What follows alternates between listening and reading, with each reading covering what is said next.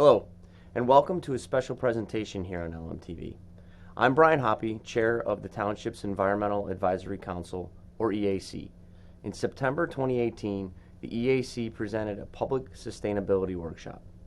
The discussions that evening explored various aspects of sustainability, and we hope served as a launching point for a much broader conversation about how Lower Merion can meet the needs of the present without compromising the ability of future generations to meet their own needs. Back in April 2018, the EAC presented an environmental action plan to the Board of Commissioners. The plan is ambitious, and it contains numerous initiatives that will guide the EAC's activities for the next 5 years. One of the plan's initiatives recognizes the need to increase the township's resiliency, further improve environmental quality, and develop a more holistic approach with regards to sustainability within the township. That served as a driving force to conduct the sustainability workshop. LMTV was on hand to record the workshop, and we now like to present the conclusion of the first segment, Climate Change and Its Consequences. Enjoy. Thanks, Jesse and Tamar. You presented a lot of background information for my talk, and I'm going to present action on climate change as an opportunity to improve not only our general public health, but the health of our community here in Lower Merion. I've been concerned about climate change for a long time, and I'd like to start with a little historical note. I'd like somebody to guess which president said this: air pollution is no longer confined to isolated places. This generation has altered the composition of the atmosphere on a global scale through radioactive materials and a steady increase in carbon dioxide from the burning of fossil fuels. Yeah.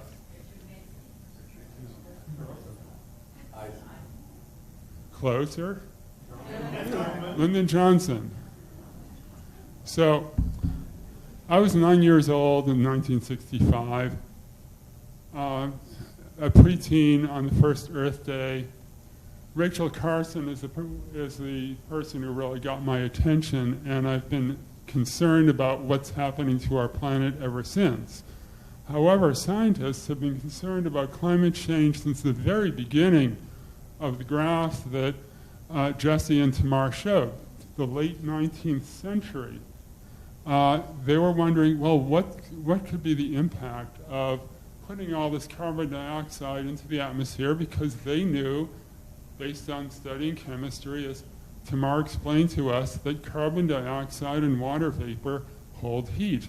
And what if you hold heat against the planet? Will that warm up the planet? And scientists have now had about 150 years to study this question, and that's why at this point, especially with more and more technology available to get more accurate data, we can say with 95% certainty that yes, this is a real phenomenon and we're the cause. But even if are you going to bet on that 5%, that chance that maybe we're wrong, and if we cut back in fossil fuels that it's not going to have any impact? I'm here to say that it will have an impact anyway by benefiting our public health. So here are the impacts that Jesse already outlined about the impact on climate change here in Lower Merion.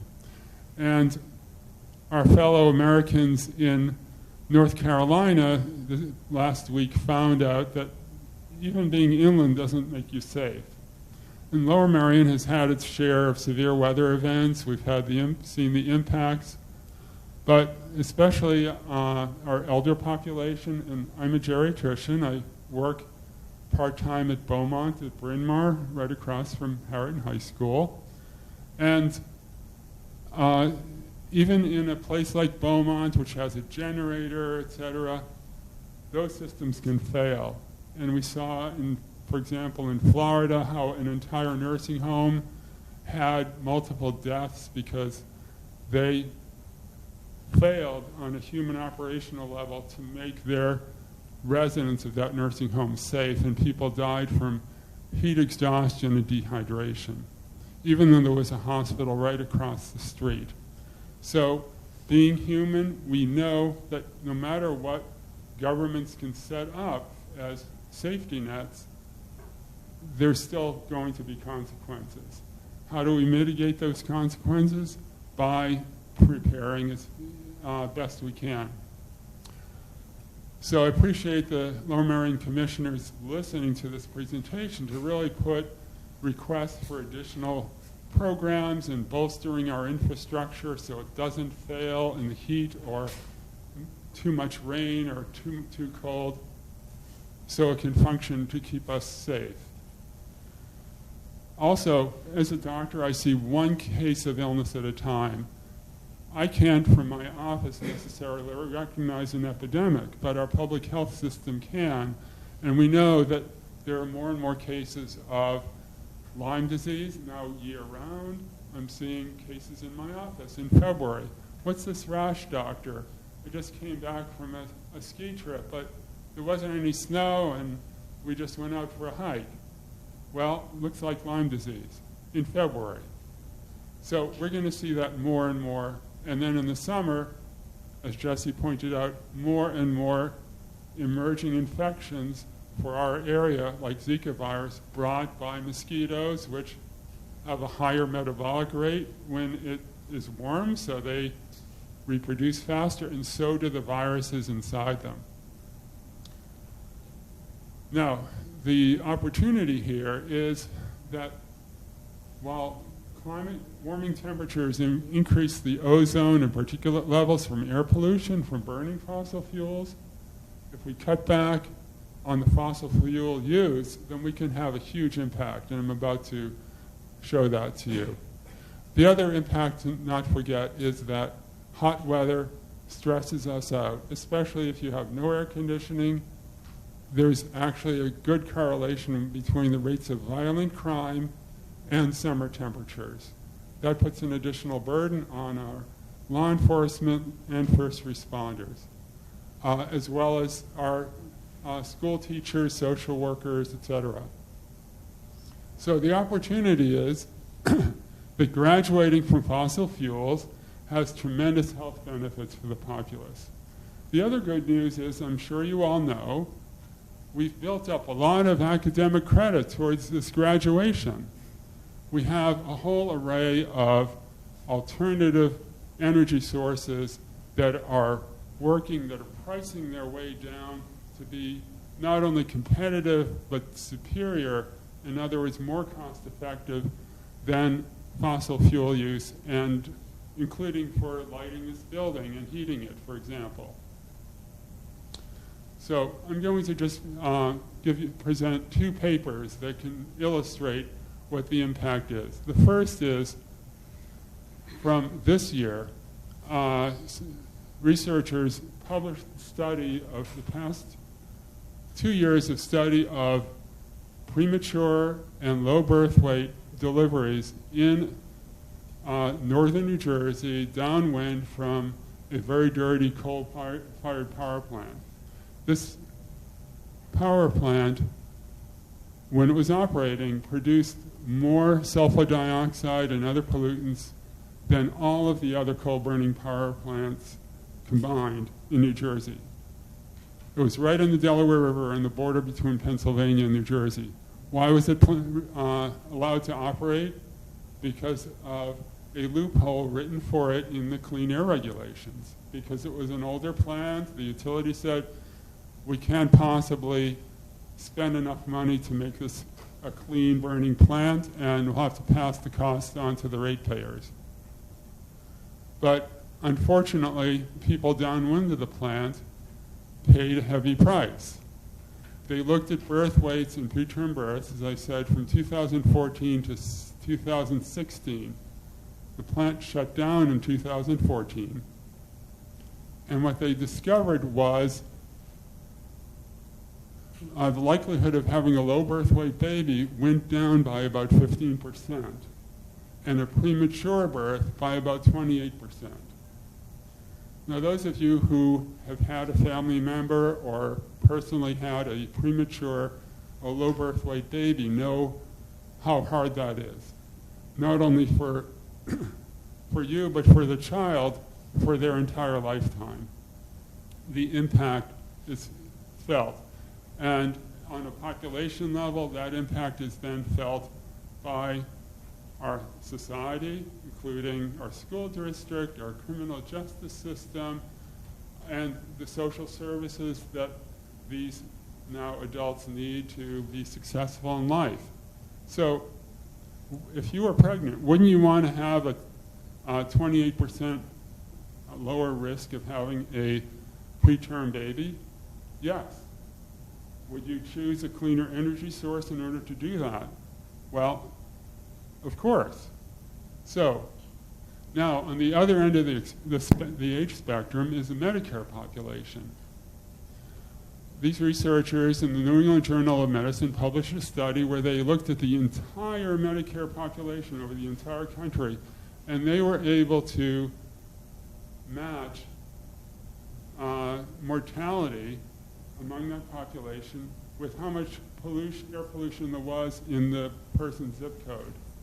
And they found there was an association, here we go, between mortality and air pollution. Now, this doesn't tell us cause and effect, it's an association, but again, if you push the air pollution curve down, you ought to see lower mortality rates.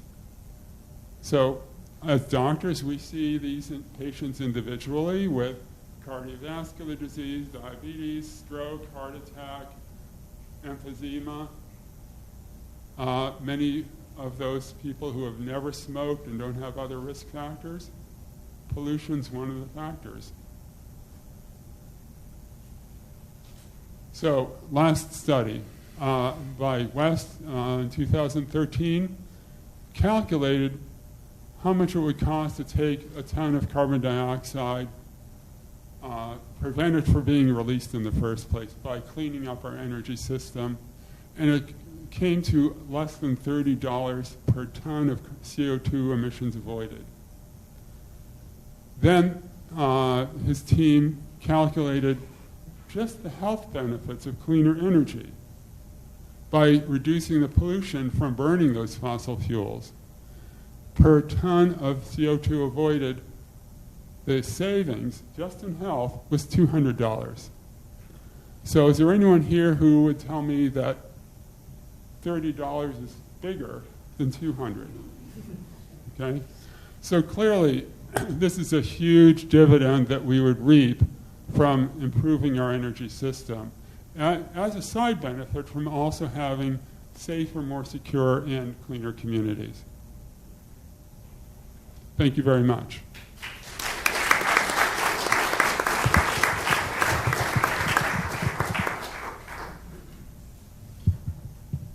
The impact that the phenomenon that our three presenters have described is already being experienced by those of us of a certain age, a certain maturity, and it's nothing to compare with what our children and grandchildren will experience if we sit on our hands.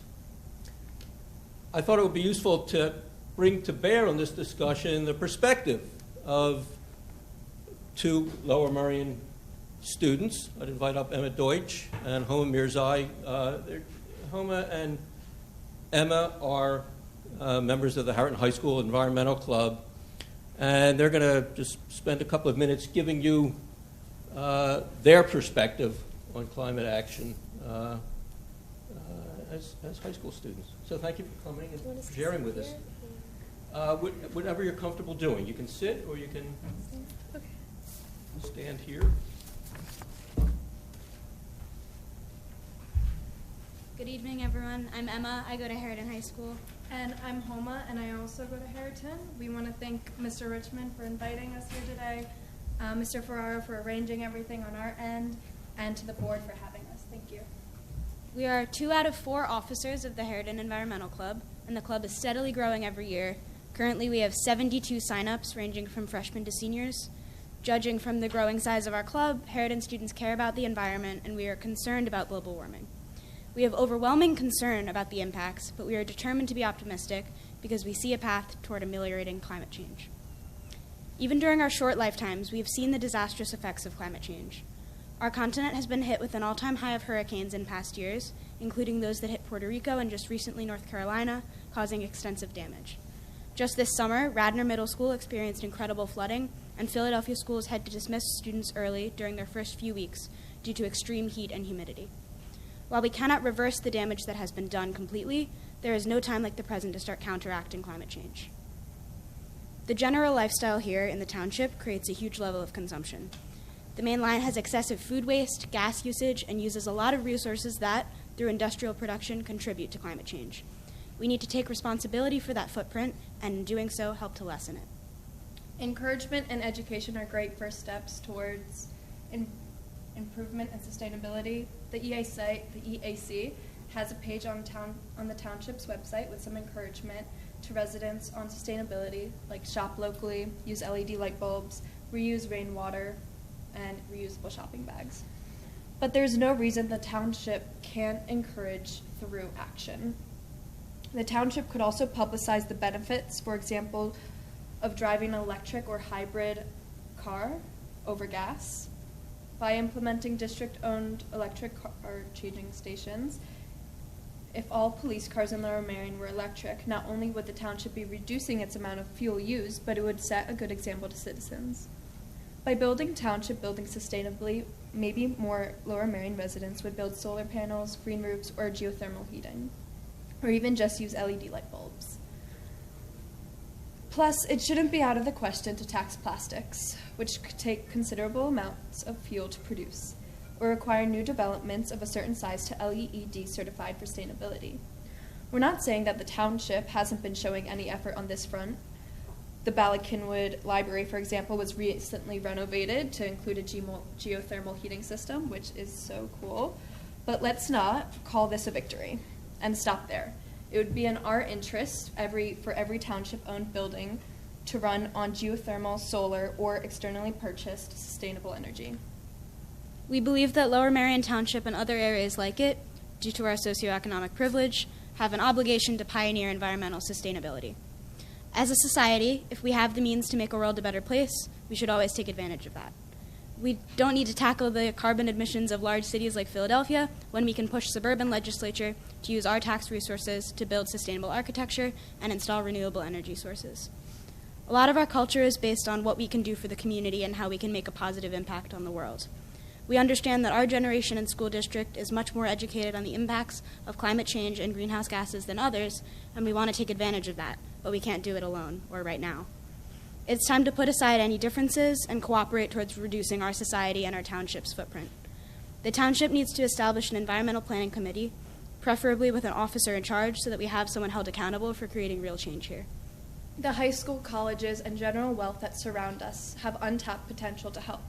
So why should we settle for doing what's enough or just average for a planet around here? We understand that there are other priorities, and they get in the way. But as high schoolers, we know better than anyone how that happens, and it's called procrastination. And we know it when we don't admit it, and we know better than anyone that we shouldn't do it.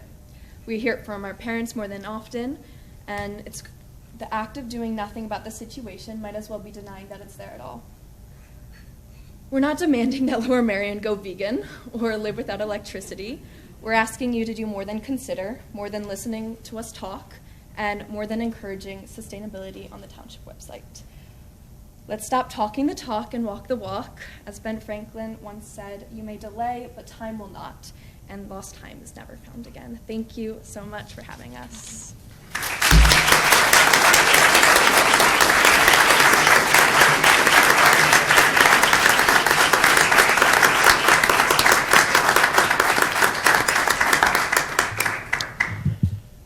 According to the program, we have set aside approximately 10 minutes at this point for questions to directed to our panelists, and we can bring home and Emma back if you would like to pose questions to them as well, particularly the commissioners, both those in the forefront and the back front.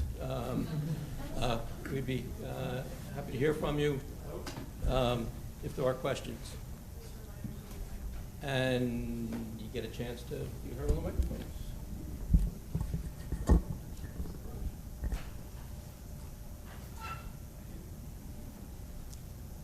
Excuse me. My name is Carl Shuttle, and I was born and raised in Lower Merion Township.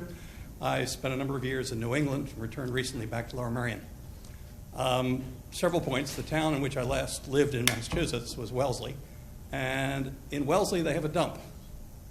And the schools, the colleges and the high schools, created the momentum for the dump, and they built this dump that collects everything you can think of.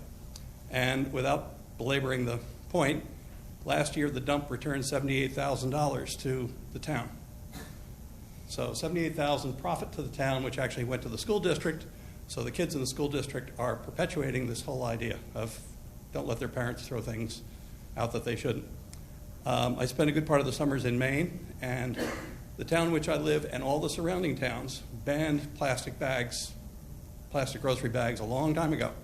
And it is so well received that you can't imagine. And it takes leadership.